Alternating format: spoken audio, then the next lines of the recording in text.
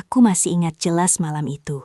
Malam yang seharusnya biasa saja, tapi justru menjadi awal dari sesuatu yang tak pernah kubayangkan sebelumnya. Rumah terasa berbeda sejak istriku berangkat dinas keluar kota. Sunyi yang biasanya menenangkan, berubah menjadi hening yang aneh. Seolah setiap sudut rumah menyimpan rahasia yang belum terungkap. Lalu, di tengah keheningan itu, terdengar ketukan pelan di pintu kamarku. Lembut, tapi cukup untuk membuat jantungku berdetak lebih cepat. Saat ku buka pintu, berdiri di sana ibu mertuaku, dengan tatapan yang sulit kuartikan malam itu. Ibu mertuaku tiba-tiba berkata, "Ardi, temani ibu malam ini ya tidur di kamar ibu, daripada kamu tidur sendiri, dingin tahu." Dan sejak detik itulah, aku tahu, malam ini tidak akan berjalan seperti biasanya. Namaku Ardi. Hidupku mungkin terlihat biasa saja dari luar, tapi justru disitulah letak ketenangannya. Aku bekerja sebagai karyawan swasta di sebuah perusahaan kecil dengan rutinitas yang nyaris tak pernah berubah. Berangkat pagi, pulang menjelang maghrib, lalu menghabiskan malam bersama istriku, Rina. Kami menikah 3 tahun lalu, dan sejak itu, rumah sederhana yang kami tempati terasa cukup untuk menampung segala tawa, lelah, dan harapan kami berdua. Namun ada satu hal yang membuat kehidupan rumah tangga kami sedikit berbeda dari pasangan lain. Kami tinggal bersama Ibu Rina, Bu Ratna. Sejak ayah mertuaku meninggal 5 tahun lalu, Rina memutuskan untuk tidak meninggalkan ibunya sendirian. Awalnya aku sempat ragu, bukan karena aku tidak menghormatinya, tapi karena aku khawatir akan ada batas-batas yang sulit dijaga dalam satu atap yang sama. Tapi kekhawatiranku perlahan memudar. Bu Ratna bukan tipe ibu mertua yang suka ikut campur. Justru sebaliknya, ia cenderung pendiam, penuh perhatian, dan selalu berusaha membuatku merasa nyaman. Ia sering bangun lebih pagi dariku, menyiapkan sarapan, bahkan terkadang menunggu kepulanganku hanya untuk memastikan aku sudah makan. Sikapnya yang hangat membuatku tak pernah merasa sebagai orang luar di rumah ini. Rina sendiri adalah perempuan yang mandiri dan pekerja keras. Ia sering mendapat tugas dinas keluar kota, kadang hanya 1 atau 2 hari, kadang juga lebih lama. Aku sudah terbiasa dengan itu. Kami saling percaya, dan itulah yang membuat hubungan kami tetap kuat meski sering dipisahkan oleh jarak sementara. Hari itu, seperti biasa, Rina bersiap untuk perjalanan dinasnya.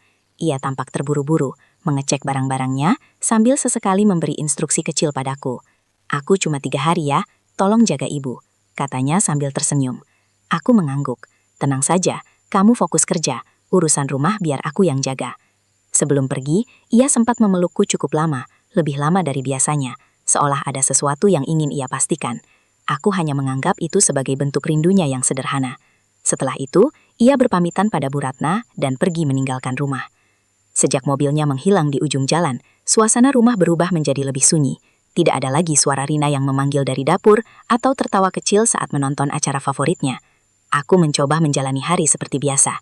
Sepulang kerja, aku duduk di ruang tamu, menyalakan televisi, tapi pikiranku terasa kosong. Bu Ratna sempat menawariku teh hangat, dan kami berbincang ringan, tapi percakapan itu cepat berakhir. Malam mulai turun perlahan. Angin berhembus lebih dingin dari biasanya, menyelinap lewat celah jendela yang sedikit terbuka. Rumah ini, yang biasanya terasa hangat, mendadak terasa luas dan hening. Aku masuk ke kamar, mencoba beristirahat lebih awal. Tapi entah kenapa, ada perasaan ganjil yang tak bisa kujelaskan. Seolah-olah malam itu membawa sesuatu yang berbeda. Sesuatu yang belum pernah kurasakan sebelumnya. Dan tanpa kusadari, malam yang awalnya terasa biasa saja, perlahan mulai mengarah pada sesuatu yang akan mengubah segalanya. Aku memejamkan mata, mencoba memaksa tubuhku beristirahat. Tapi pikiranku justru semakin gelisah. Jam di dinding berdetak pelan, seolah setiap detiknya terdengar lebih keras dari biasanya. Hening yang menyelimuti rumah ini terasa berbeda. Bukan sekedar sepi, tapi seperti ada sesuatu yang menggantung di udara, menunggu untuk terjadi. Aku membalikkan badan, menarik selimut hingga ke dada. Mungkin cuma perasaan, gumamku pelan. Tapi bahkan suara napasku sendiri terasa asing malam itu. Hingga tiba-tiba, tok, tok, Ketukan itu terdengar pelan, tapi cukup untuk membuatku langsung membuka mata. Jantungku berdetak lebih cepat. Aku menoleh ke arah pintu kamar yang tertutup, mencoba memastikan apakah aku benar-benar mendengarnya, atau hanya halusinasi karena terlalu lelah. Tok, tok. Kali ini lebih jelas. Ada seseorang di luar. Aku bangkit perlahan. Kakiku terasa berat seolah menolak melangkah. Saat tanganku menyentuh gagang pintu, ada perasaan ragu yang tiba-tiba muncul. Entah kenapa, aku merasa seperti sedang membuka sesuatu yang seharusnya tetap tertutup.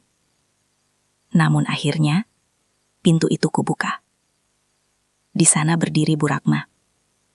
Wajahnya terlihat berbeda dari biasanya. Tidak setenang yang sering kulihat. Rambutnya sedikit berantakan, dan sorot matanya seperti menyimpan kecemasan yang belum sempat diungkapkan. "Ardi, kamu belum tidur?" Suaranya pelan, hampir seperti bisikan. Aku menggeleng. "Belum, Bu. Ada apa?" Ia terdiam sejenak, lalu menoleh ke arah lorong rumah yang gelap. Lampu di kamar Ibu tiba-tiba mati. Ibu sudah coba nyalakan lagi, tapi tetap tidak bisa. Aku mengangguk, mencoba berpikir logis. Mungkin cuma bohlamnya saja yang rusak. Besok saya ganti. Namun Bu Ratna tidak langsung menjawab. Ia tetap berdiri di depan pintu kamarku, seolah ada sesuatu yang ingin ia katakan, tapi tertahan. "Ada yang lain, Bu?" Tanyaku hati-hati. Ia menarik napas pelan. "Ibu, agak takut kalau sendirian di kamar. Sejak Bapak tidak ada, Ibu kadang masih belum terbiasa." Aku terdiam. Untuk pertama kalinya, aku melihat sisi rapuh dari dirinya yang selama ini selalu tampak kuat. "Kalau kamu tidak keberatan, temani Ibu sebentar saja di ruang tengah," lanjutnya. Permintaan itu sebenarnya sederhana. Tidak ada yang aneh. Tidak ada yang salah. Tapi entah kenapa, suasana malam ini membuat segalanya terasa berbeda. Meski begitu, aku mengangguk. "Iya, Bu. Saya temani." Kami berjalan ke ruang tengah. Lampu redup menyala, menciptakan bayangan panjang di dinding. Hujan mulai turun di luar. Suaranya pelan, tapi konsisten, menambah suasana yang semakin sunyi. Bu Ratna duduk di sofa, sementara aku duduk di kursi seberangnya. Awalnya kami hanya diam. Aku mencoba mencari topik pembicaraan, tapi suasana terasa canggung. "Ibu sering begini, kalau malam?" tanyaku akhirnya. Ia tersenyum tipis. "Tidak selalu. Hanya kalau rumah terasa terlalu sepi." Aku mengangguk pelan. Ada jeda yang cukup lama sebelum ia kembali berbicara. "Ardi?" "Iya, Bu." Ia menatapku. Kali ini lebih lama. Tatapan yang sulit kuartikan. "Kalau Ibu minta ditemani lebih lama malam ini, kamu keberatan?" Aku terdiam. Permintaan itu masih terdengar wajar. Tapi ada sesuatu dalam cara ia mengatakannya yang membuat hatiku mulai tidak tenang. "Temani Ibu saja, sampai Ibu bisa tidur," lanjutnya pelan. Jantungku berdetak lebih cepat. Aku mulai menyadari, ini bukan sekedar malam biasa. Ini bukan sekedar menemani seseorang yang takut sendirian. Ada sesuatu yang berubah. Perlahan, tapi pasti. Dan aku berada tepat di tengah perubahan itu. Aku menarik napas dalam-dalam, mencoba menenangkan detak jantungku yang mulai tak beraturan. Situasi ini terasa semakin rumit, bukan karena apa yang terjadi di luar, tapi karena apa yang mulai bergerak pelan di dalam pikiranku sendiri. "Aku temani Ibu, sampai Ibu tenang," jawabku akhirnya, meski ada keraguan yang tak bisa kusembunyikan dalam suaraku.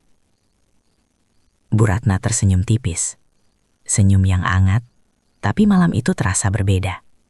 Lebih dalam, lebih sulit kupahami. Ia bangkit dari sofa dan berjalan pelan menuju kamarnya.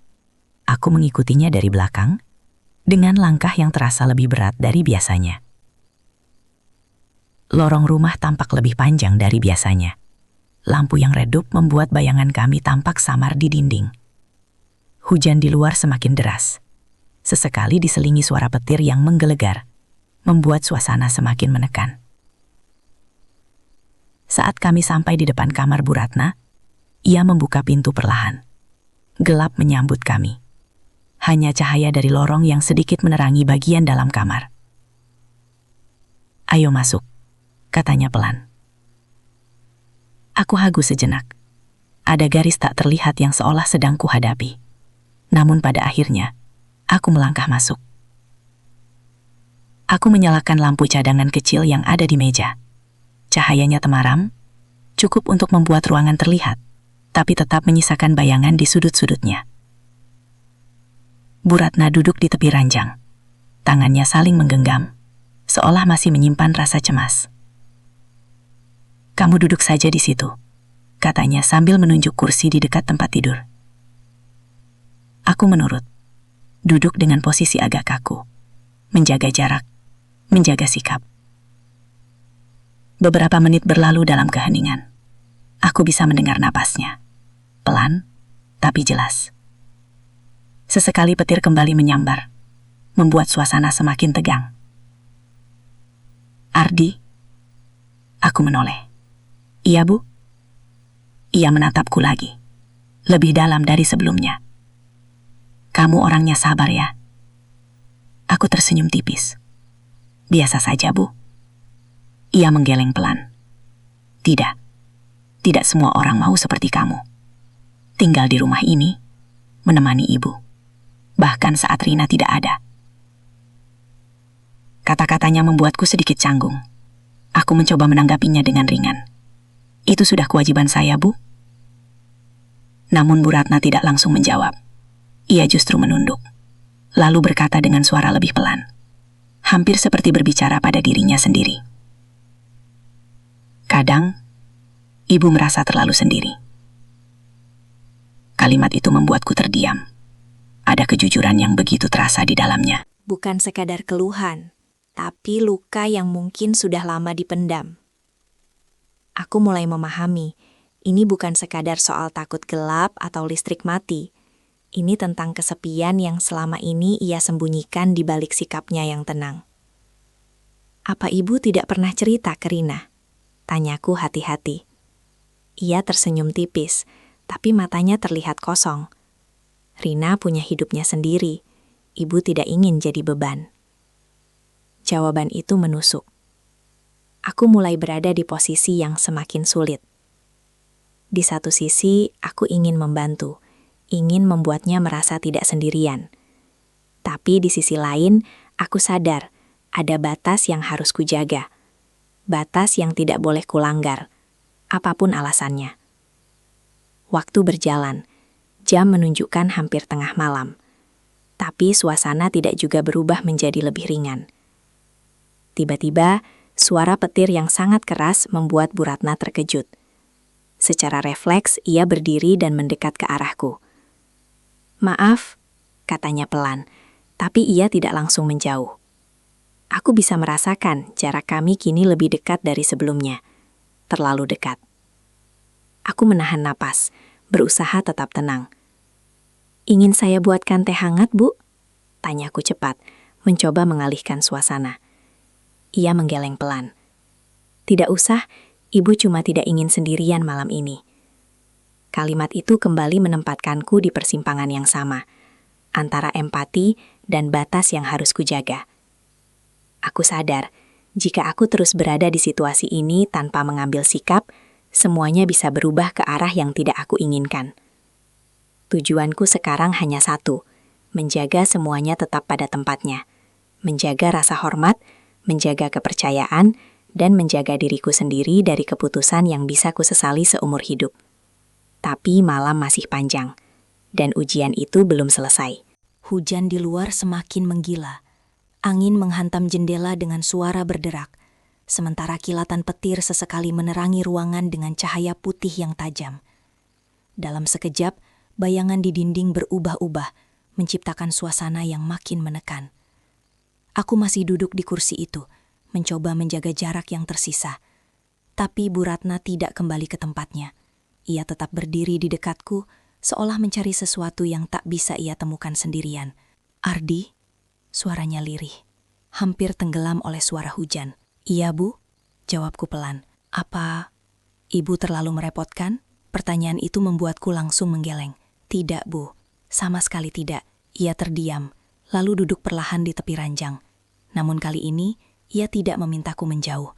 Justru sebaliknya, tatapannya seakan meminta agar aku tidak pergi.